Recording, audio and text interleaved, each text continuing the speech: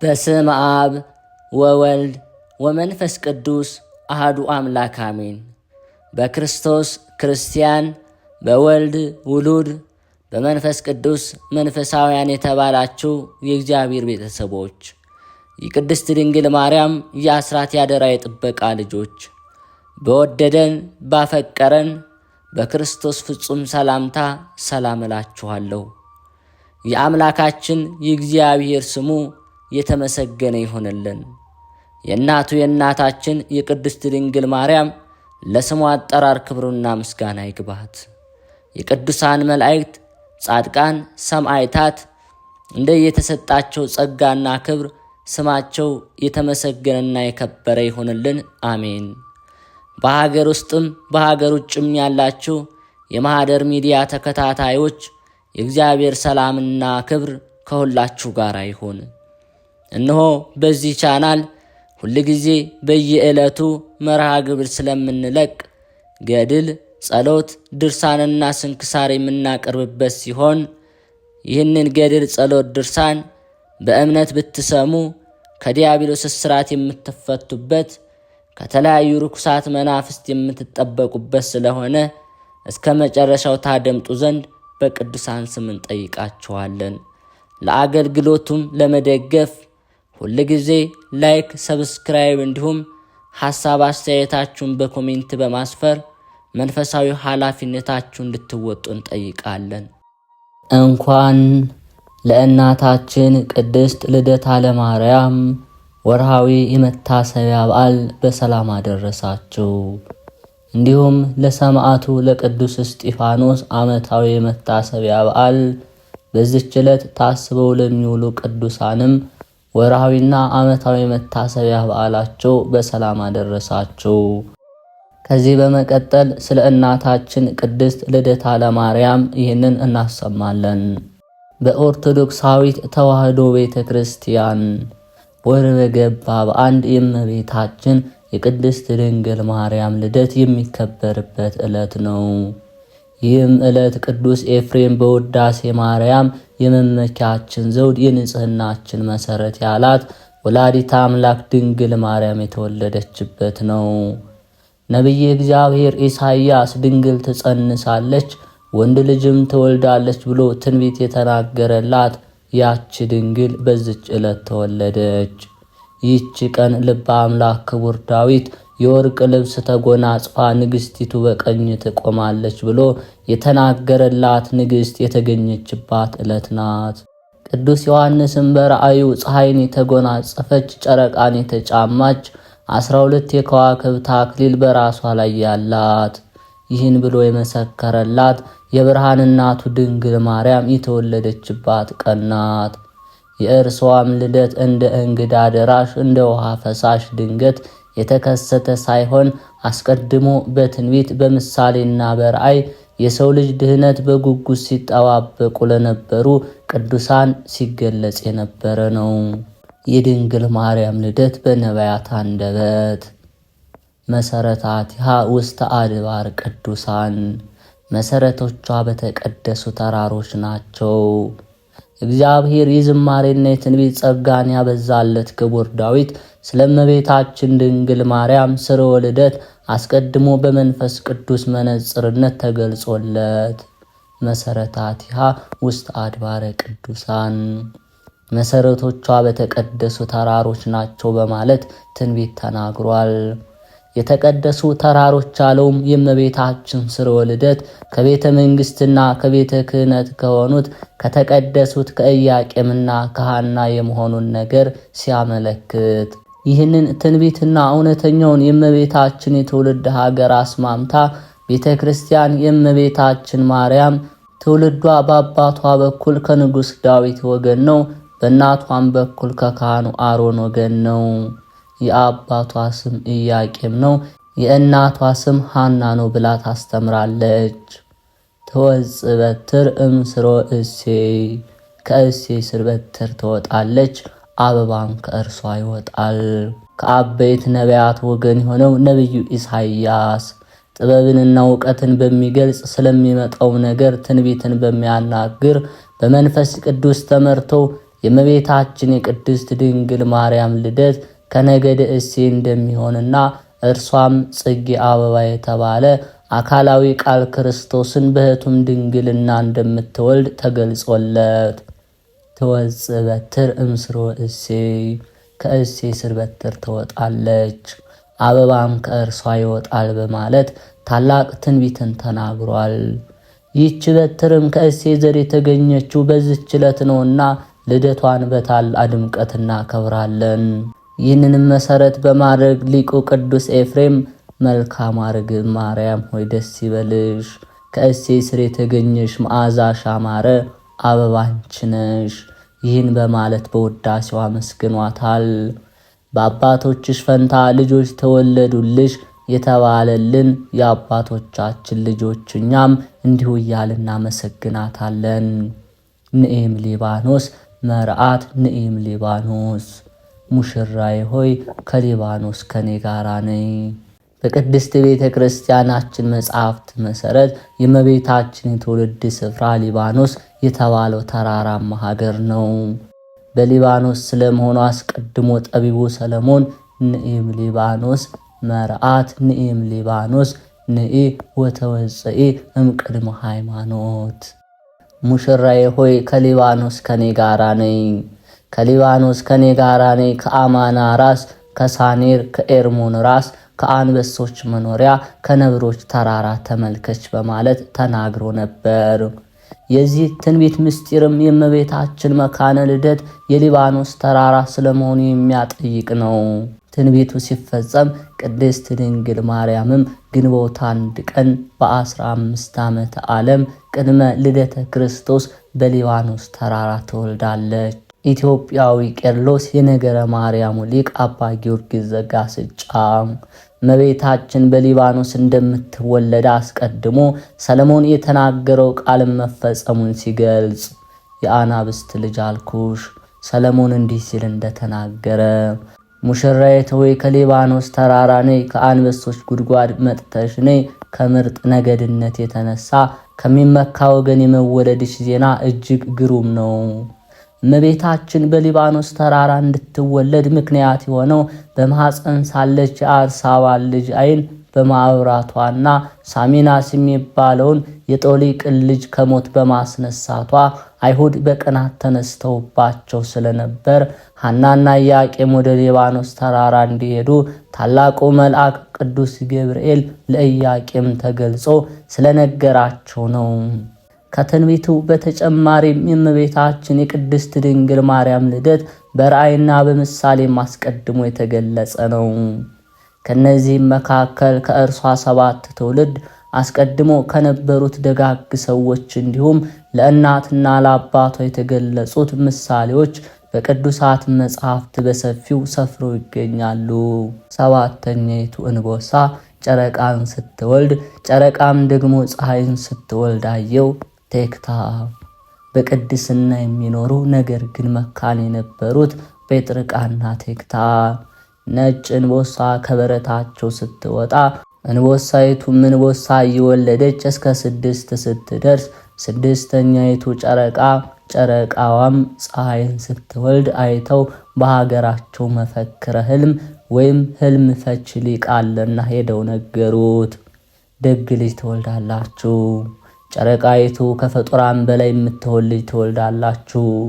የፀሐይ ነገር ግን አልተገለጸልኝም፣ እንደ ነብይ እንደ ንጉሥ ያለ ይሆናል አላቸው። እነርሱም ጊዜ ተርጉሞ ብለው ሄዱ። ከዚህ በኋላ ልጅ ወለዱ። ስሟንም እረከብኩ ስዕለቴ፣ የተሳልኩትን አገኘው የተመኘሁትንም አገኘው ሲሉ ሄኤሜን አሏት። ሄኤሜን ዴርዴን፣ ዴርዴ ቶናን፣ ቶና ሲካርን፣ ሲካር ሄርሜላን፣ ሄርሜላ ሐናን ወለደች። ሐና ለአካለ መጠን ስትደርስ ከቤተ ይሁዳ ለተወለደ ኢያቄም ለሚባል ደግ ሰው አጋባት። ከኢያቄምና ከሐናም በጨረቃ የተመሰለች ድንግል ማርያም ተወለደች። ጻዕዳ ርግብ 7 ሰማያትን ሰንጥቃ መጥታ በማኅፀኔ ስታድር አየው። ቅድስት ሐና ኢያቄምና ሐና መካን ስለነበሩ እግዚአብሔር ልጅ ይሰጣቸው ዘንድ ጸልየው ሲሰጣቸው መልሰው ለእርሱ እንደሚሰጡ ስዕለትን ተስለው ነበር። ጸሎታቸው ሲደርስ ለሐና በሕልም ተገልጾላት ለባለቤቷ ለኢያቄም ነጭ ርግብ መጥታ በራሴ ላይ ተቀምጣ ከራሴ ላይ ወርዳ በጆሮዬ ገብቶ በማኅፀኔ ስትተኛ አየሁ ብለዋለች። የዚህ ራእይ ምስጢርም ርግብ የተባለች እመቤታችን ቅድስት ድንግል ማርያም ስትሆን ጻዕዳ ነጭ መሆኗ ንጽሕናዋ፣ ቅድስናዋ፣ ዘላለማዊ ድንግልናዋ ነው። ነጭ ርግብ መጥታ በራሴ ላይ ተቀምጣ ከራሴ ላይ ወርዳ በጆሮዬ ገብታ በማኅፀኔ ስትተኛው አየሁ ማለቷ ብስራተ ገብርኤልን በጆሮዋ ሰምታ በግብረ መንፈስ ቅዱስ አምላክን የምትጸንሰውን ንጽሕት ርግብ የተባለችውን እመቤታችንን የምትወልድ መሆኗን ሲያጠይቅ ከሰባተኛው ሰማይ ነጭ ወፍ ወርዶ በራሴ ላይ ሲቀመጥ አየሁ። ቅዱስ ኢያቄም በተመሳሳይ ኢያቄምን በሕልሙ ያየውን ለባለቤቱ ለሐና ሰባቱ ሰማያት እንደ መጋረጃ ተገልጠው ከላይኛው ሰማይ ነጭ ወፍ ወርዶ በራሴ ላይ ሲቀመጥ አየሁ ብሎ በሕልሙ የተገለጸለትን ነግሯታል። የዚህም ራእይ ምስጢር ወፍ የተባለው አካላዊ ቃል ኢየሱስ ክርስቶስ፣ ነጭነቱ ንጽሐ ባህሪው ኢያቄም ከላይ ወርዶ በራሴ ላይ ሲቀመጥ አየሁ ማለቱ የኢያቄምን ባህሪ እንደሚያደርግ የሚያጠይቅ ሲሆን ሰባቱ ሰማያት የተባሉ የጌታችን ልዩ ባህሪው፣ ምልአቱ፣ ስፋቱ፣ ርቀቱ፣ ልዕልናው፣ እበዩና መንግስቱ ናቸው። የድንግል ማርያም ልደት በሐዲስ ኪዳን ሊቃውንት የሐዲስ ኪዳን ሊቃውንትም ትንቢተ ነቢያትንና ወንጌልን በማጣጣም የእመቤታችን የቅድስት ድንግል ማርያም ልደት አመስጥረዋል፣ አስተምረዋል፣ አመስግነዋል፣ ተቃኝተዋል። የእርሷንም ልደት እጅግ ብዙ ሊቃውንት በስፋት በጥልቀት ያመሰጠሩት በምሳሌ ለአብነትም ማርያም እስከ ጥንት ጀምሮ በአዳም ባህሪ ውስጥ እንደ ነጭ ዕንቁ ታበራለች። ኢትዮጵያዊ ቅዱስ ያሬድ። ይህ ኢትዮጵያዊ ሊቅ ቅዱስ ያሬድ ስለ እመቤታችን ልደት ማርያም ግን ከጥንት ጀምሮ በአዳም ባህሪ ውስጥ እንደ ነጭ ዕንቁ ታበራለች በማለት እርሷ በደፈረሰው ዓለም በንጽህና በቅድስና በድንግልና ስታበራ እንደነበርና ኋላም የዓለም ብርሃን የሆነው ኢየሱስ ክርስቶስን መውለዷን አመስጥሮ ተናግሯል። በተጨማሪም ስለ ስርወ ልደቷ እንተ በምድር ስረዊሃ ወበሰማይ አዕጹቂሃ ሐረገ ወይን፣ ስሮቿ በምድር ጫፎቿ በሰማይ ያሉ የወይን ሐረግ በማለት የተወለደችው በምድር ከነበሩት ኢያቄምና ሐና መሆኑን የወለደችው ግን ሰማያዊውን ንጉሥ እንደሆን በማመስጠር ዘምሯል። በዚህም ሰውና እግዚአብሔርን ያገናኘች መሰላል መሆኗን ገልጿል። ድንግል ሆይ በኃጢአት ፍትወት የተጸነስሽ አይደለም፣ በሕግ በሆነ ሩካቤ ከሐናና ከኢያቄም ተወለድሽ እንጂ። አባ ሕርያቆስ።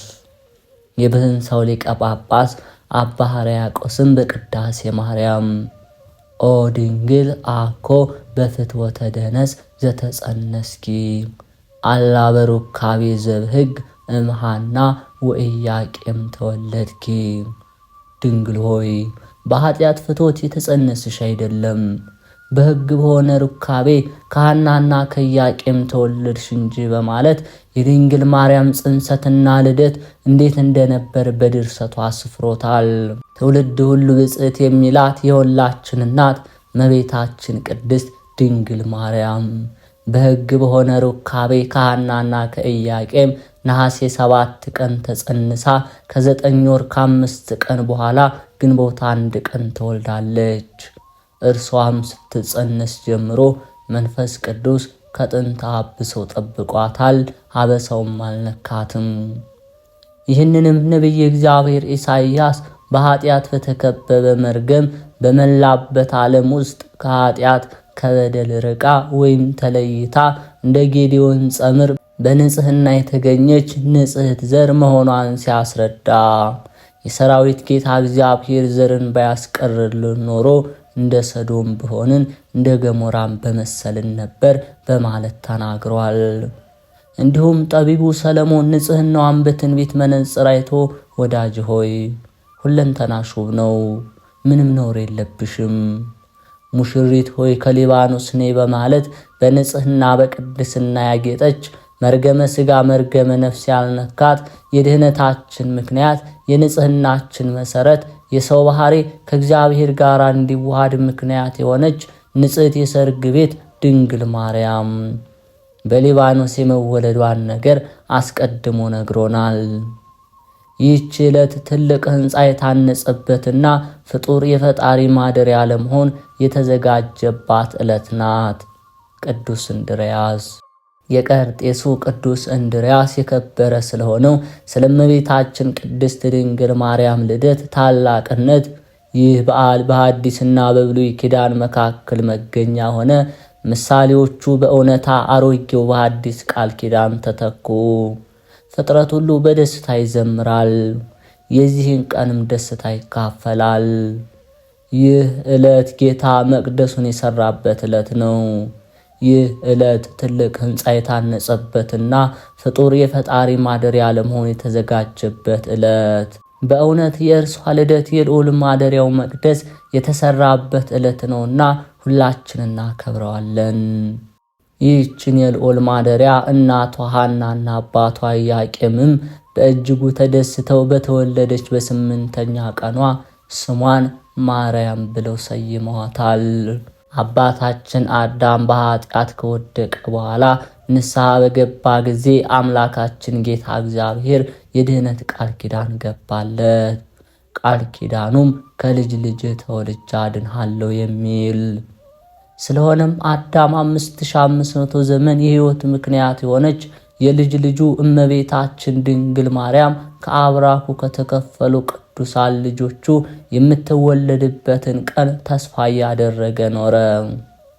የእመቤታችን የድንግል ማርያምን የመወለዷን ዜና ተስፋ በማድረግ ሴት ይላት የነበረው ሚስቱን ሔዋንን በእመቤታችን ምሳሌነት ሔዋን የሕያዋን ሁሉ እናት ብሎ ሰየማት። ዳግማዊ አዳም የተባለ ክርስቶስም የአዳምን ተስፋ በመስቀል ላይ በፈጸመ ጊዜ እውነተኛዋን ሔዋን ዳግሚት አማናዊት ሔዋንን ድንግል ማርያምን በዮሐንስ ወንጌላዊ በኩል ለሕያዋን ምእመናን ሁሉ እናት አድርጎ ሰጠ። እኛ ኦርቶዶክሳውያን የቀዳማዊ አባታችን አዳምን እንዲሁም በዳግም ተፈጥሮ ያከበረንን ዳግማዊ አዳም የተባለ የጌታችን የመድኃኒታችን ኢየሱስ ክርስቶስን ቃል ተቀብለን የሕያዋን ሁሉ እናት ድንግል ማርያምን ልደቷን በፍጹም ደስታ እናከብራለን። ከተወደደ ልጇ ምሕረትን ትለምንልን ዘንድ ወደ እርሷ እናንጋጥጣለን። በቅድስት ቤተ ክርስቲያናችን ከጌታችን ልደት ቀጥሎ በድምቀት የምናከብረው የእመቤታችን የልደቷ መታሰቢያ ነው። ስለ ቅዱስ ዮሐንስ በመወለዱ ብዙዎች ደስ ይላቸዋል ከተባለ የድንግል ማርያም ልደት ምንኛ የሚያስደስት ይሆን? የነቢያቱ ትንቢት የተፈጸመበት፣ የታየው ራእይ በገሃድ የተከናወነበት፣ የብሉይ ኪዳን ማብቂያ የሐዲስ ኪዳን መጀመሪያ ናትና ልደቷ ለሰው ልጆች ሁሉ ለሕያዋን ሁሉ ታላቅ የደስታ ቀን። ሰማያውያን ቅዱሳን መላእክትም በንጽህናዋ በቅድስናዋ ተደንቀው እህትነ ነያ እህታችን እንኋት ብለው ያመሰግኗታል። በዘመናችን ያሉ የሰዎች ልደት በድምቀት የሚከበር ከሆነ ለሰው ልጅ መዳን ምክንያት የሆነች የአምላክ እናት የተወለደችበት ቀን ምንኛ ሊከበር ይገባው ይሆን? ቤተ ክርስቲያን የቅድስት ድንግል ማርያምን ልደት በታላቅ ድምቀት የምታከብረው ከዚህ ታላቅ በዓል በረከት ረድኤትን እንድናገኝበት ነው። የሕይወት ክርስቶስ እናት ዛሬ ተወልዳለችና። በቅድስት ቤተ ክርስቲያናችን ትውፊት መሰረት ሐናና ኢያቄም ከአይሁድ ለማምለጥ ተሰደው በአድባረ ሊባኖስ ስር እመቤታችን ወለዱ። ከእናታችን ከቅድስት ልደታ ለማርያም በረከት ረድኤት ያሳትፈን በእውነት። የተከበራችሁ የልዑል እግዚአብሔር ቤተሰቦች፣ ከዚህ በመቀጠል የእናታችን ቅድስት ድንግል ማርያም መልኳን እናሰማለን። መልክአ ኤዶም። እመቤቴ ማርያም ሆይ የሰላም እመቤቴ ነሽና ሰላምታ ላንቺ ይገባሻል እያልኩ በጠዋትና በማታ የምስጋና እጅ መንሻ አቀርብልሻለሁ። ድንግል እመቤቴ ሆይ በገነት መካከል የተተከልሽ ድንኳን ነሽ እኮን የኔን አገልጋይሽን ኃጢአት ከሰማይ ኮከብ ይልቅ የበዛ ስለሆነ የካህናት አለቃ የኢየሱስ ክርስቶስ እናት ነሽና ተገቢውን ንስሐ ስጭኝ። እመቤቴ ማርያም ሆይ እንደ ወተት አንጀትን ለሚያርስ ልብን ለሚያቀዘቅዝ የመልካም ወተት ስም አጠራርሽ ሰላምታ ይገባል እያልኩ ሰላም ላለው። ድንግል እመቤቴ ሆይ ርግቤ ርግቤ እያለ የሚያመሰግንሽ የጥበበኛው ሰለሞን ርግብ ነሽና ድንቁርና ረሃብ እንዳይጸናብኝ እህል ጥበብን መግቢኝ ከብዙ በጎ ስራዎች አንዱ መስጠት ነውና።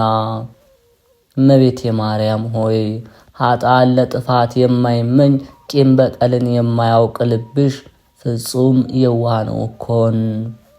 ድንግል እመቤቴ ሆይ ስለዚህ ይቅርታ ልማድሽ ነውና ይቅር በይኝ። በልቤ ውስጥ ያለው ምኑን ስንቱን እነግርሻለሁ። ሐዘኔም ጭንቀቴንም አንቺ ታውቂዋለሽና። እመቤቴ ማርያም ሆይ ከነቢያት ከጻድቃን ከሰማዕታት ወገን ቢሆን ከቶ እንዳንቺ የምወደው ማንም የለ። ድንግል እመቤቴ ሆይ አንቺን መጠጊያ ስላደረገው በአንቺ ከመታመን በቀር ስራዬ ኃጢአት ብቻ ሆኗልና ለእርዳታ ፈጥነሽ ድረሽልኝ። እመቤቴ ማርያም ሆይ በመሄድበት ጎዳና በማድርበት ቦታ ሁሉ በመዓልትም በሌሊትም ጥበቃሽ አይለኝ። ድንግል እመቤቴ ሆይ ነፍሳትን ሁሉ የምትመግብ ነሽና የልብስና የምግብ ችግር ባለ ዘመኔ ሁሉ አታሳይኝ። ረሃብ ብርድ ጸሎትን ያስረሳሉና። እመቤቴ ማርያም ሆይ አሁንም በሄድኩበት መንገድ ሂጂ፣ ባደርኩበትም በዚያ ቸርነትሽ ጠባቂ ሆነኝ። ድንግል እመቤቴ ሆይ በማንኛውም ወገን ንግግሬን አሳምሪ፣ ቀኝ እጅሽን በራሴ ላይ አኑሪ። የሚጻረሩኝን ተጻረሪ፣ ክፉ ምክራቸውንም አንድ ባንድ ዘርዝሪ። እመቤቴ ማርያም ሆይ ከኃጢአት ሁሉ መተዳደፍ በማየ ንስሐ ንጹሕ እምኃጢአት ታደርጊ ዘንድ በረድኤት ወደ እኔ ቅረቢ። እያንዳንዳቸውም በሥላሴ ስም ባርኪን። እያንዳንዳችንም በሥላሴ ስም ባርኪን። ድንግል እመቤቴ ሆይ እንደኔ ያሉትን ኃጥአኖች በጸሎትሽ ወደ ንስሐ እንዲመለሱ መንፈሳዊ ጥበብን ግለጭላቸው። ጻድቃንንም በምግባራቸው በትሩፋታቸው ጸንተው እንዲቆዩ ጠብቂያቸው። እመቤቴ ማርያም ሆይ ጸሎቴን ተቀብለሽ ወደ ላይ ወደ ሰማይ ታሳርጊ ዘንድ ከላይ ከሰማይ ዳርቻ ፈጥነሽ ወደ እኔ ነይ። ድንግል እመቤቴ ሆይ ዘወትር የርኅራኄሽን ጠል በእኔ ላይ አርከፍክፊ። የምድር ብልጽግና ግን ኃላፊ ጠፊ በመሆኑ በቸርነትሽ ጽድቅን ታተርፊልን ዘንድ የተገባ ነው። እመቤቴ ማርያም ሆይ የአዳም ልብሱ ግርማ ሞገሱ የሄኖክ የራስ ወርቅ አንቺ ነሽ እኮን። ድንግል እመቤቴ ሆይ ብልህ አዋቂ ሆነ ከልጅነቱ ጀምሮ አንቺን ያፈቅራል። ሰነፍ ልበቢስ ግን በከንቱ ይጠላሻል። ዳሩ ግን በመከረው የተንኮል ምክር ወጥመድ እሱ ራሱ ይጠመድ። እመቤቴ ማርያም ሆይ ዘር ያልወደቀባት ገበሬ ያልጣረባት የቅዱስ ቁርባንን አዝመራ ያፈራሽ ገርኃይት ሆይ ከትጉሃን መላእክት ጋር ወደ እኔ ፈጥነሽ ነይ። ድንግል እመቤቴ ሆይ ዓለም እኮ የወደዳትን መልሳ ታጠፋዋለች። በወጥመዷም አስገብታ ብዙውን ሕዝብ በመርዝ እንደገደለች ይህንን ስራዋን የሚያውቅባት ከቶ እንደምን ያለ ብልህና አዋቂ ይሆን? ስለሆነም በወጥመዷ እንዳታጠምደኝ መረቧን በጣጥሰሽ ጣይልኝ። እመቤቴ ማርያም ሆይ ለዕውራን ብርሃናቸው ለተጠሙት የወይን ምንጫቸው ሆይ ወደ እኔ ፈጥነሽ ነይ። ድንግል እመቤቴ ሆይ ኦ ወዮ ትተይኝ ሆን? ኦ ወዮ ትንቂኝ ሆን? እንግዲህ የልቤን ሐዘን ለማን ነግረው ይሆን? እመቤቴ ማርያም ሆይ የመለኮቱ የእሳት ግለት ያላቃጠለሽ የእግዚአብሔር ማደሪያ ነሽና ፈጥነሽ ወደ እኔ ነይ። ድንግል እመቤቴ ሆይ በየዘመኑ በየዕለቱ ሁሉ ማሪኝ፣ ይቅር በይኝ። አንቺ ከማርሽኝ ይቅር ካልሽኝ ማን ነው እሱ የሚፈርድብኝ?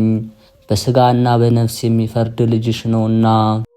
እመቤቴ ማርያም ሆይ የሰማይና የምድር ንጉሥ እናት ነሽና ኃጢአቴን ሁሉ ፈጽመሽ ለማጥፋት ፈጥነሽ ወደ እኔ ትመጭ ዘንድ እማልድሻለሁ። ድንግል እመቤቴ ሆይ የሥጋና የነፍስን ችግር ሁሉ ከኔ ላይ አስወግጂ። ይልቁንም ወዲያና ወዲህ በማለት ቀኑ በከንቱ እንዳይመሽብኝ በቁም ነገር ሥራ ላይ ይገኝ ዘንድ እኔ በደለኛው አገልጋይሽ እማልድሻለሁ። እመቤቴ ማርያም ሆይ ስፍር ቁጥር በሌለው የዚህ ዓለም ፍለጋ በመከተል እኔ ኃጥኡ ጎስቋላው አገልጋይሽ አሳዘንኩሽ ሆን?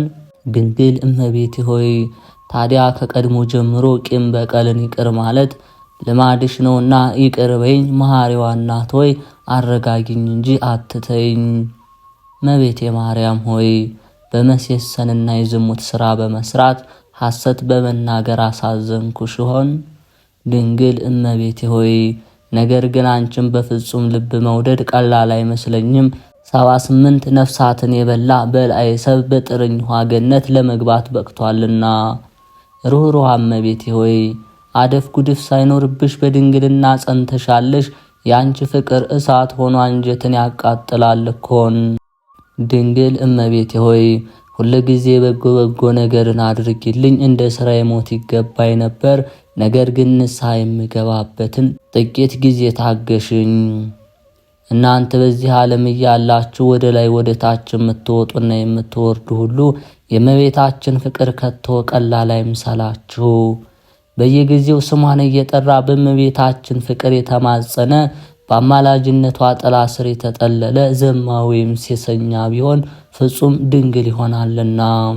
እመቤቴ ማርያም ሆይ የእግዚአብሔር ማደሪያ እንደመሆንሽ ብዙ የሆነ ልዩ ልዩ ተአምራትሽን በጆሮ ሰምቻለሁ፣ በዓይኔም አይቻለሁ።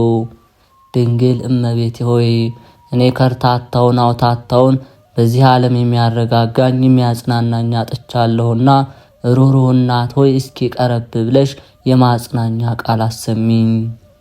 እመቤቴ ማርያም ሆይ ፍጻሜ የሌለው የብዙ ብዙ የሆነ ተአምርሽ በደመናና በጉም አምሳል በዓለም ላይ ተሰራጨ። ድንግል እመቤቴ ሆይ የሮማው ጳውሎስ የመዛነቢያው ድንኳን ነሽ እኮን። እኔም ንስሐ ሳልገባ እንዳልሞት ዕድሜ ትጨምሪልኝ ዘንድ ሰሎሜ ባዘለችው ልጅሽ እማጸንሻለሁ። እመቤቴ ማርያም ሆይ ከሐዘን የምታረጋግኝ እርጅናዬን በወጣትነት የምትለውጭልኝ ዘመን የማይቆጠርለት ሕፃን በማኅፀንሽ አደረኮን።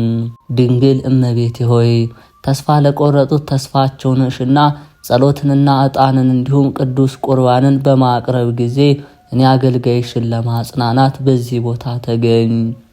እመቤቴ ማርያም ሆይ ስምሽ ኃጥአንን ያጸድቃል፣ ሰነፎችን ብልህና ትጉህ ያደርጋል።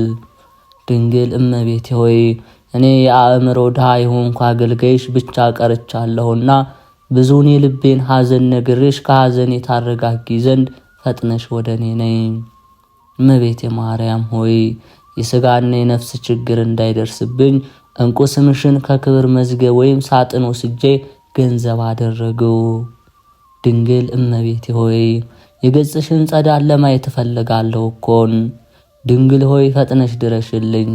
ድንግል ሆይ ገስግሰሽ ድረሽልኝ፣ ሰውነቴ አንቺን ተጠምታለችና። እመቤቴ ማርያም ሆይ በዚያ የቁርጥ ፍርድ በሚሰጥበት ዕለት ሁሉን ወደ ሕይወት ጎዳና የምትስቢ መዓዛሽ የጣፈጠ የሃይማኖት ሽቶ ነሽ እኮን። ድንግል እመቤቴ ሆይ ጻድቃን በትሩፋታቸው በተጋድሏቸው ያገኙሽ መንግሥተ ሰማይ ነሽ እኮን። የፍቅርሽ ጤና መዓዛ እንደ ነጭ ዕጣን መዓዛ ሸተተኝ፣ በፍቅርሽ ወይን ጣዕምም ልቦና ይደሰታል። እመቤቴ ማርያም ሆይ ቅዱሳን አባቶቻችን አንቺን መረጡ፣ መድኃኒታቸው የሆንሽ አንቺን መልካም ፍሬ ያፈሩ አስገኙን። ድንግል እመቤቴ ሆይ ለደካመው መጠጊያ ተራራ ነሽና ጻድቅስ በበጎ ሥራው ይድናል፣ እንደኔ ያለው ኃጥእ ግን መሸሻው መጠጊያው ካንቺ በቀር ወዴት ነው? እመቤቴ ማርያም ሆይ መጽሐፍት እንደተናገሩት ወይም እንደሚያስረዱት የእግዚአብሔር ስነ ባህሪ ለሚመስለው ስነ መልክሽ ሰላምታ ይገባል። ድንግል እመቤቴ ሆይ የሳሙኤል የሽቶ ሞዳይ አንቺ ነሽ እኮን። የሚወዱሽ የሚያከብሩሽም ሁሉ በረከትሽን ያገኙ፣ የሚጠሉሽ የሚመቀኙሽ ግን ፈጥኖ ይጥፉ። የአብ ሙሽራው ማርያም ሆይ ሰላምታ ላንቺ ይገባል። የወልድ እናቱ ማርያም ሆይ ላንቺ ሰላምታ ይገባል። የመንፈስ ቅዱስ ማደሪያ ንጽሕት አዳራሽ ማርያም ሆይ ሰላምታ ላንቺ ይገባሻል። ወርቅና ብር ኃላፊ ጠፊ ነው። ስለዚህም ከዚህ ዓለም ብልጽግና ይልቅ አንቺን መውደድ እመርጣለሁና ቸርነትሽን አታርቂብኝ። አሁንም በመዓልትና በሌሊት ጠብቂኝ፣ ከመከራ ሥጋ ከመከራ ነፍስ ሰውሪኝ ለዘላለሙ አሜን። ልመናዋ ክብሯ በእኛ ለዘላለም በእውነት ይደርብንና አምላክን የወለደች ከሁለት ወገን ድንግል የሆነች በድንጋሌ ሥጋ በድንጋሌ ነፍስ የጸናች ክብርት እመቤታችን ያደረገችው ተአምር። ከካህናት ወገን የምትሆን ሐና የምትባል ሚስት ያገባ ኢያቄም የሚባል ከነገደ ይሁዳ የተወለደ አንድ ሰው ነበር። ሁለቱም እግዚአብሔርን የሚወዱ እግዚአብሔር የሚወዳቸው ደጋጎች፣ እግዚአብሔርን በሠራው ሕግ ጸንተው ይኖሩ ነበር። ሚስቱ ግን መክና ትኖር ነበር። ልጅም ስላልነበራቸው አዝነው ተክዘው ይኖሩ ነበር። ዕለት ዕለት ወደ ቤተ እግዚአብሔር እየሄዱ ልጅ ይሰጣቸው ዘንድ በሐዘን በለቅሶ ልመናቸውን ወደ እግዚአብሔር ያቀርባሉ። ከገንዘባቸውም ከፍለው ለድሆች ለጦም አዳሪዎችና ለቤተ እግዚአብሔር ይሰጡ ነበር። እግዚአብሔርም ልጅ በመስጠት ልመናቸውን ይቀበላቸው ዘንድ ይደረግልናል በማለት ተስፋ ጸንተው ይኖሩ ነበር። ከዕለታት በአንድ ቀን ሐና ሚስቱን ኢያቄም መጥተው ወደ ተክል ቦታ ገቡ። ቆመውም ሲጸልዩ እርግቦች ከልጆቻቸው ጋር ደስ ብሏቸው ሲጫወቱ አይተው ልጅ ስለሌላቸው ፈጽመው አዘኑ። ከሐዘናቸውም ብዛት የተነሳ አንቀላፍተው ተኙ። ሐናም ተኝታ ሳለች በባሏ በኢያቄም እጅ በትር እንደተያዘች ያችን በትር አብባ አፈር ታየች። ሁለተኛም እሱ በሐና እጅ ከፍሬው ሁሉ የሚመስለው የሌለ የሚጣፍጥ መልካም ፍሬ ተይዞ አየ። ከእንቅልፋቸው በነቁ ጊዜ ደስ አላቸው። በመኝታቸውም ስላዩት ነገር እርስ በርሳቸው ተነጋገሩ፣ እግዚአብሔርንም አመሰገኑት። ከዚህ በኋላ ፈቃደ እግዚአብሔር ይሁን ብለው ወደ ቤታቸው ገቡ። ከዚህ በኋላ ሐና ጸነሰች፣ ጽንሷም ታወቀ። የሰጠኸኝን ልጅ ለእግዚአብሔር መባ አድርጌ እሰጣለሁ ብላ ለእግዚአብሔር ተሳለች። ሁልጊዜ በጾም በጸሎት ተወስና በፍጹም ደስታ ለድሆች ለጦም አዳሪዎች ምጽዋትን ስትሰጥ ኖረች። ይህንን ሁሉ ስላደረገልኝ ፈንታ ለእግዚአብሔር ምን ወሮት አደርግለታለሁ ብላ በልቧ አሰበች። ለመስዋዕት የማይሆነውን ምግብ ሁሉ ከመብላት ትከለከል ነበር። ስግደትም ታበዛ ነበር። የሰጣትን የሚጠብቅላት ዘንድ ወደ እግዚአብሔር ልመናን አበዛች። ከ6 ወር በኋላ የሐና ጽንሷ ታወቀ። የሷ ዘመዶች የባሏም ዘመዶች በሰሙ ጊዜ ወደ እሷ መጥተው የሕፃንነትሽን ዘመን ካለፈ በኋላ ላንቺ የተደረገ ይህ የምንሰማው ነገር ምንድነው? አሏት። መጸነሷንም ያዩ ዘንድ ማኅፀኗን ዳሰሱ። ዓይኗ የታወረ ከክብርት ሐናና ዘመዶች ወገን የአርሳባል ልጅ የምትሆን አንዲት ሴት ነበረች። ምንም ሳታውቅ ዓይኗን በዳሰሰች ጊዜ ፈጥና ዳነች። ብጽዕት ሐና ሆይ ብፃን ይገባሻል አለቻት። ዓለም ከተፈጠረ ጀምሮ እንዳንቺ በማኅፀኑ የእውራንን ዓይን የሚያበራ የለምና። ዘመዶቿም ሰገዱላት። ብጽዕት ሐና ከአጥቢያ ኮከብ ፀሐይ እንዲከብር በሳቸው ላይ ከበረች። ዝናዋም በሀገር ሁሉ ተሰማ። ድውያንን ሁሉ ሕሙማንን ሁሉ እያመጡ ማኅፀኗን እየዳሰሱ ይፈወሱ ነበር። ፍጥረትም ሁሉ በማኅፀኗ ሳለ ሕሙም የፈወሰ በተወለደ ጊዜ እንደምን ያለ ይሆናሉ። የእስራኤልም ልጆች በሰሙ ጊዜ ተሰባስበው ስለዚህ ነገር ምን እንላለን? እነሆ ኢያቄምና ሐና የእስራኤል መንግሥትን አጠፉ። ሐና ጸንሳ ሳለች በማኅፀኗ ታድናለችና በእኛ ላይ ልትነግስ አይደለምን? አሉ። ከሳቸውም አንዱ ይሄ ያስደንቃችኋልን? ሙሴ እንደጻፈው በድንጋይ ወግረን እንገድላቸው ዘንድ ኑ አላቸውና ሁሉም ተቃጠሩ። መንፈቀ ሌሊት በሆነ ጊዜ ስሙ ገብርኤል የሚባል መልአክ ከሰማይ ወርዶ በዘመድ የከበራችሁ ኢያቄምና ሐና ሆይ ተነሱ አላቸው። ሊባኖስ ወደሚባል ተራራም ወሰዳቸው። እኛን ከአርዌ ሰይጣን ወጥመድ ታድነንና መፈራትን መወደድን የተመላሽ ስሟ ማርያም የምትባል በዚያ ተወለደች። ወደ ጥንተ ነገራችን እንመለስና የጽንሷ ወራት በተፈጸመ ጊዜ በግንቦት 1 ቀን ከፀሐይ የምታበራ ሴት ልጅ ተወለደች። የመልኳም ደም ግባት ከማር ከሰከር ይልቅ ደስ ያሰኛል። የመዓዛዋ ሽታ ከሽቱ ሁሉ ይበልጣል። ዘመዶቿና ጎረቤቶቿን በሰሙ ጊዜ ፈጽመው ደስ አላቸውና ተሰብስበው ወደ እሷ መጡ። ወደ እሷም መጥተው ልጇን ባዩ ጊዜ ፈጽመው አደነቁ። እርስ በርሳቸውም እንደዚች ያለች ብላቴና ከቶ አይተን አናውቅም ተባባሉ። ጸጋ እግዚአብሔር በእርሷ አድሯልና የእግዚአብሔርን ብርሃን በሰውነቷ ሁሉ መልቷልና። ከኢያቄምና ከሚስቱ ከሐና ጋር ደስ እያላቸው የእግዚአብሔርን ቸርነት እየተናገሩ 7 ቀን ተቀመጡ። ያችን ብላቴና ስሟን ማርያም አሏት። ይኸውም የእግዚአብሔር ስጦታ ማለት ነው። 7ቱንም ቀን በፈጸሙ ጊዜ ወደ ቤታቸው ገቡ። ኢያቄምና ሐና ልጃቸው ማርያምን ሲያሳድጉና ስለ ልጃቸው ለሳቸውም ስላደረገላቸው ሁሉ እግዚአብሔርን ፈጽመው ሲያመሰግኑ 3 ዓመት ኖሩ። በጾም በጸሎት ተወስነው ለድሆች ለጦም አዳሪዎች ምጽዋት እየሰጡ በጎ ስራዎችን መስራትን አበዙ። ልጃቸውን ማርያምን በንጽህና ሲያሳድጉ 3 ዓመት በተፈጸመ ጊዜ ሐና ባሏን ኢያቄምን ወንድሜ ሆይ የልጃችን ለቤተ እግዚአብሔር ብጽዓት አድርገን እንስጥ። ልጃችን ቤተ እግዚአብሔር ልታገለግል ነው። በዚህ ዓለም እኛን ልታገለግል እንዳልተሳልን አስባለችው። ኢያቄምም ይህንን ነገር ከሚስቱ ከሐና ሲሰማ ለመንገድ የሚሆነውን ስንቅና ለቤተ እግዚአብሔር የሚሆነውን መባ ሁሉ አዘጋጀ። ቤተሰቦቻቸውንና ባልንጀሮቻቸውን ዘመዶቻቸውን ሁሉ ጠሩ። ልጃቸውን ይዘው ሄደው ወደ ቤተ መቅደስ አገቧት። ካህናት በቤተ መቅደስም ያሉ ሁሉ በሰሙ ጊዜ እነሱን ለመቀበል ወጥተው መንፈሳዊ ሰላምታ ሰጧቸው። ኢያቄምንና ሚስቱ ሐናን ልጃቸውን ማርያምን አመሰገኗቸው። በአንብሮተ እድ ፈጽመው ባረኳቸው። እግዚአብሔር ሐዘናቸውን በእውነት ተቀብሏቸዋልና ቸር በምትሆን በዚች ልጅም ደስ አሰኝቷቸዋልና አላቸው። እመቤታችን ለእግዚአብሔር እናትነት የተመረጥሽ ንዕድ ክብርት ሆይ ፍቅር ይገባሻል አሏት። ታቅፈው ይዘው በታኅሳስ 3 ቀን በእግዚአብሔር ፍቅር ወደ ቤተ መቅደስ አስገቧት። ልመናዋ ክብሯ ለዘላለም በእውነት ለሁላችን ይደረግልን። ጥር 1 የዕለቱ ስንክሳር። አንድ አምላክ በሆነ በአብ በወልድ በመንፈስ ቅዱስ ስም የተባረከ የጥር ወር የመዓልቱ ሰዓት 10 ነው። ከእንግዲህ ይጨመርበታል። በዚች ጥር 1 ቀን የዲያቆናት አለቃ የሰማዕታት መጀመሪያ የሆነ የከበረ እስጢፋኖስ ምስክር ሆኖ አረፈ። ለዚህም የከበረ እስጢፋኖስ የእግዚአብሔር ኃይልና ጸጋ የተመላ ሰው እንደነበርና በሕዝቡ መካከል ታላላቅ ተአምራትንና ድንቅ ስራን ይሰራ እንደነበር የሐዋርያት ሥራ በተባለ መጽሐፍ ላይ ምስክር ሆነ።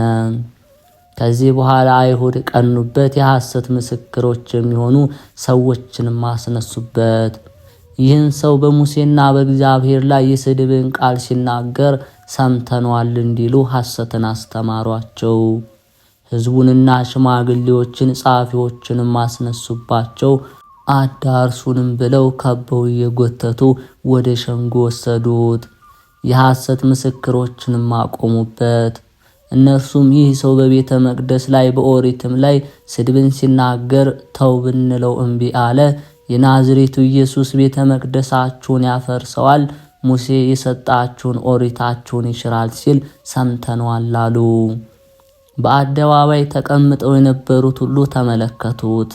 ፊቱንም የእግዚአብሔርን መልአክ ፊት ሆኖ አዩት። ሊቀ ካህናቱም እውነት ነውን እንዲህ አልካለው። እርሱም እንዲህ አለ፣ ወንድሞቻችንና አባቶቻችን ስሙ ወደ ካራን ከመምጣቱ አስቀድሞ በሶርያ ወንዞች መካከል ሳለ ለአባታችን ለአብርሃም የክብር ባለቤት እግዚአብሔር ተገለጠለት። ከሀገርህ ውጣ፣ ከዘመዶችም ተለይ፣ እኔ ወደማሳይ ሀገርና አለው። ከዚህ በኋላ ከከለዳውያን ወጥቶ በካራን ተቀመጠ። አባቱም ከሞተ በኋላ ዛሬ እናንተ ወዳላችሁባት ወደዚች ሀገር አመጣው።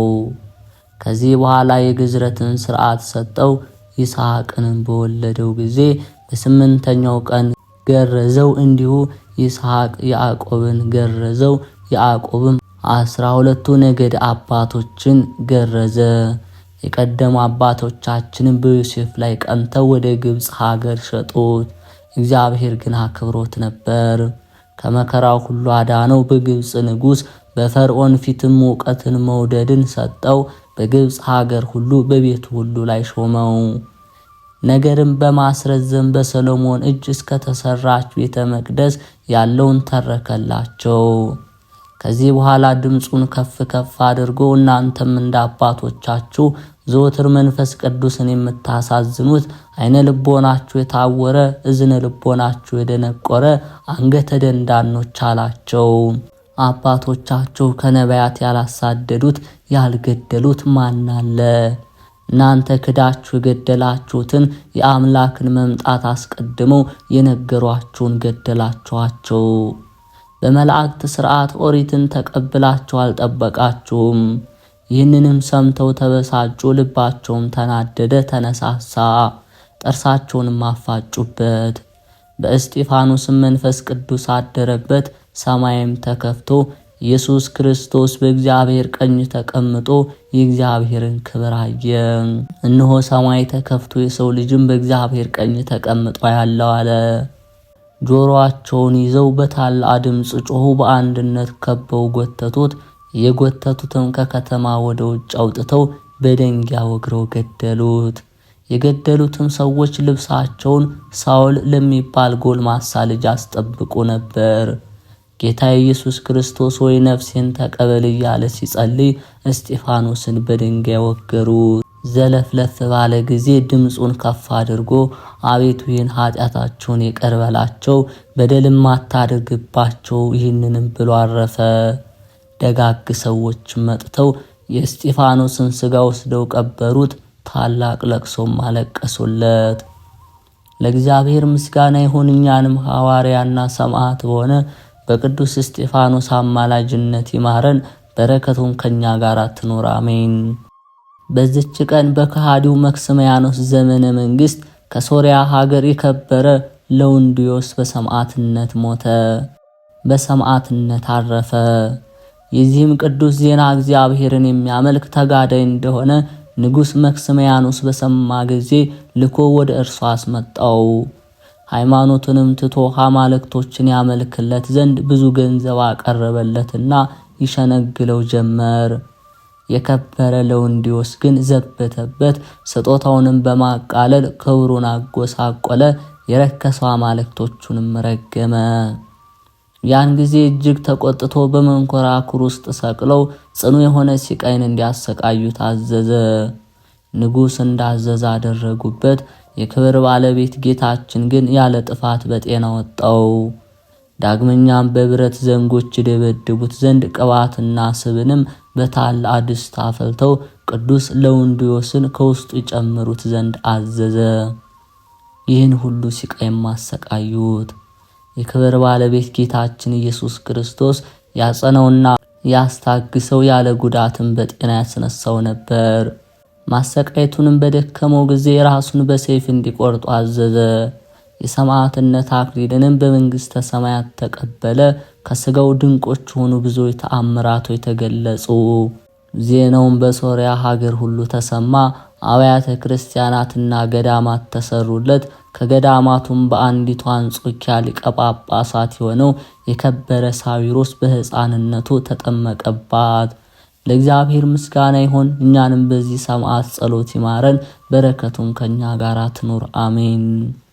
ዳግመኛም በዚች ዕለት የከበሩ የአክሚም ሰማዕታት የምስክርነታቸው ተጋድሎን ፈጸሙ። ዜናቸውም እንዲህ ነው። አክሚም በሚባል ሀገር ሹም የሆነ አንድ ሰው ነበር። በወርቅ በብር ባለጸጋ ነው። ስሙም አልሲድ ማሊዮስ ይባላል። ስማቸውም ዲዮስቆሮስና ሰኮላቢዮስ የሚባል ሁለት ልጆችን ወለደ። እነርሱም ከመጾምና ከመጸለይ ጋር እግዚአብሔርን በመፍራት አደጉ። አባታቸውም በሞተ ጊዜ ምንኩስናን ተመኙ። የእግዚአብሔር መልአክ ተገልጦላቸው ወደ ገዳማዊ አባ ሙሴ ገዳም እንዲሄዱ አዘዛቸው። ሄደውም በዚያ መነኮሱ። ድንቅ ተአምራቶችንም እያደረጉ በብዙ ተጋድሎ ኖሩ። ከጥቂት ወራት በኋላ ዲዮስቆሮስ ቅስና፣ ሰኮላቢዮስም ዲቁና ተሾሙ። ዲዮቅልጥያኖስም የክብር ባለቤት ክርስቶስን በካደው ጊዜ ለጣዖታቱ የማይሰግዱ ክርስቲያኖችን ሁሉ ይገድል ዘንድ የእንዴናው ገዢ አርያኖስን አዘዘው። አርያኖስም አክሚም ከተማ በደረሰ ጊዜ ኤጲስቆጶሱን አባ ብኑዲያስን ያዘውና አስሮ ወደ ሀገር ውስጥ ገባ። የእግዚአብሔር መልአክ ቅዱስ ሚካኤልም ለዲዮስቆሮስና ለሰኮላቢዮስ ተገለጸላቸው። ወደ መኮንኑም ሄደው የምስክርነት አክሊል እንዲቀበሉ ነገራቸው። እነርሱም ታኅሳስ 28 ቀን 24 መነኮሳት ሆነው ሄዱ። ወደ አክሚም ከተማም ሲደርሱ በመድኃኒታችን ክርስቶስ ቤተክርስቲያን ውስጥ የከበረ የልደትን በዓል ለማክበርና ስለከበረ ስሙም ይሞቱ ዘንድ የክርስቲያን ወገኖችን ከሴቶቻቸውና ከልጆቻቸው ጋር ተሰባስበው አገኟቸው። ኤጲስቆጶሱ አባ ብኑዲያስም ከእርሳቸው ጋር ገባ። በማግስቱም አባ ብኑያድስ ቀደሰ አጌዎስ ወደሚለው በደረሰ ጊዜ መላእክት እንዲህ ብለው በታላቅ ድምፅ አመሰገኑ። ቅዱስ ቅዱስ ቅዱስ እግዚአብሔር አሸናፊ ፍጹም የጌትነት ምስጋና በሰማይና በምድር የመላ ነው። ያን ጊዜ መድኃኒታችን በመሰዊያው ታቦት ላይ ተቀምጦ መላእክትም በዙሪያው ቆመው ቁርባኑን እያነሳ በካህኑ እጅ ላይ በማድረግ የተሰበሰቡትን ሲያቆርባቸው ቅዱሳኑ አዩት። በዚያን ጊዜ መኮንኑ አርያኖስ ደረሰ። ተቆጥቶም ወደ ቤተ ክርስቲያን ገብቶ ስማቸው ብህዋፋና ውኒን የሚባሉ 2 የሀገር አለቆችን ይዞ ራሳቸውን በሰይፍ ቆረጠ።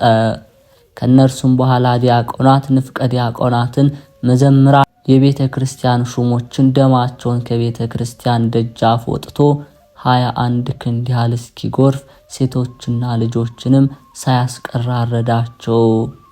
ከዚህ በኋላ ኤጲስቆጶሱን አባ ብኑዲያስን፣ ዲዮስቆሮስን፣ ሰከላቢዮስን ከእርሳቸው ጋር ያሉ መነኮሳትን ከእርሱ ጋር ወሰዳቸው። ለጣዖትም ይሰግዱ ዘንድ ሸነገላቸው። እምቢ ባሉትም ጊዜ አጥንቶቻቸው እስከሚለያዩ ድረስ ይደበድቧቸው ዘንድ አዘዘ።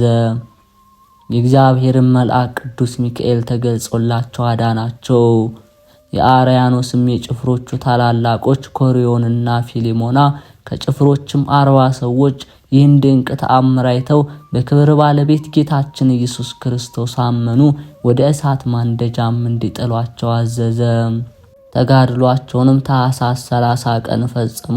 ከተሰበሰቡት ውስጥ ብዙዎች የሚያስገድዳቸው ሳይኖር በእውነተኛ አምላክ በክርስቶስ እናምናለን እያሉ ወደ እሳቱ ማንደጃ ራሳቸውን ወረወሩ። ምስክርነታቸውንም እንደዚህ ፈጸሙ። ከዚህ በኋላ ጥር 1 ቀን ዲዮስቆሮስና ሰከላቢዮስ ታስረው ሳሉ የመላእክት አለቃ ቅዱስ ሚካኤል ተገለጠላቸውና ምስክርነታቸውን እንዲፈጽሙ አበረታታቸው። በነጋ ጊዜ ለአማልክት ስለመስገድ አርያኖስ ተናገራቸው። አይሆንም ባሉት ጊዜ የዲዮስቆሮስ ዓይኖቹን ያወልቁ ዘንድ አዘዘ። ቅዱሱም የወለቁ ዓይኖቹን አንስቶ ወደ ቦታቸው መለሳቸው። መኮንኑ ሉኪዮስም አይቶ ከሰራዊቱ ጋራ በጌታችን ኢየሱስ ክርስቶስ አመነ። ወደ እሳትም ወርውረዋቸው ምስክርነታቸውን ፈጸሙ። ከዚህ በኋላ የከበሩ ሰማዕታትን ይገድሏቸው ዘንድ አርያኖስ አዘዘ። ሲጸልዩም የክብር ባለቤት ጌታችን ኢየሱስ ክርስቶስ ተገለጠላቸው። ስማቸውን ለሚጠራ፣ መታሰቢያቸውን ለሚያደርግ፣ ገድላቸውን ለሚጽፍ ከቅዱሳን አንድነት ይቆጥረው ዘንድ ቃል ኪዳን ሰጣቸው። ከዚህ በኋላ ወታደሩ ቀርቦ የቅዱስ ዲዮስቆሮስን ራስ ቆረጠ። ሰከላቢዮስንም ከወገቡ ላይ ቆረጡት። 24ቱን መነኮሳት ከቁመታቸው ሰነጠቋቸው። በዚች በጥር 1 ቀን ሁሉም ተቆረጡ። ከዘመዶቻቸው የሆነ ሳሙኤልም በአብ በወልድ በመንፈስ ቅዱስ ስም በከበረች ቤተክርስቲያን ውስጥ ቀበራቸው። በሀገረ አክሚም የተገደሉ ሰማዕታት ቁጥራቸው 8140 ሆነ። ለእግዚአብሔር ምስጋና ይሁን። እኛንም በሁሉ ቅዱሳን ሰማዕታት ጸሎት ይማረን፣ በረከታቸውም ከኛ ጋር ትኑር አሜን። ጌታ ሆይ ከብልጽግናቸው ብዛት የተነሳ ብዙ መባ ካገቡት ይልቅ የድሃይቱን አነስተኛ መባ እንደተቀበልክ ለሁል ጊዜ የሚያገለግሉ አላፍ መላእክትን እያሳሰብው በችግሬ ጊዜ የማቀርብልህ ምስጋና ተቀበል። እናንተም ቅዱሳን ነቢያት፣ የወንጌል ሰባክያን ሐዋርያት፣ ሰማዕታትና ጻድቃን፣ ትጉሃን መላእክት፣ ፍዩማን ደናግል እንዲሁም ደጋጎች መነኮሳት ሆይ ልጅ አዋቂ ሳይለይ የምንሰባሰብበትን የጉባኤ ቦታ ባርኩ። ይህን መጽሐፍ ወረቀት አዘጋጅቶ ብራና ደምጦ የጻፈውን ያጻፈውን የተረጎመውን ቃለ ንባቡን በእርጋታ መንፈስና በተመስጦ ሕሊና ያዳመጠ በደለኛን ሁሉ የምታስምር የጌታ እናቱ በማርያም ጸሎት ኢየሱስ ክርስቶስ በአንድነት ይማረን። የተከበራችሁ የልዑል እግዚአብሔር ቤተሰቦች፣ የማህደር ሚዲያ ተከታታዮች ይህንን መንፈሳዊ ቻናል ለብዙዎች ሕዝበ ክርስቲያን እንዲደርስ ቪዲዮውን ላይክ፣ ሰብስክራይብ እንዲሁም ሐሳብ አስተያየታችሁን ይሻሻሉ የምትሉትን ኮሜንት ላይ በማስፈር መንፈሳዊ ድጋፋችሁ አይለየን እንላለን። በድጋሚ እንኳን ለጌታችን ለኢየሱስ ክርስቶስ የልደት መታሰቢያ በዓል በሰላም አደረሳችሁ።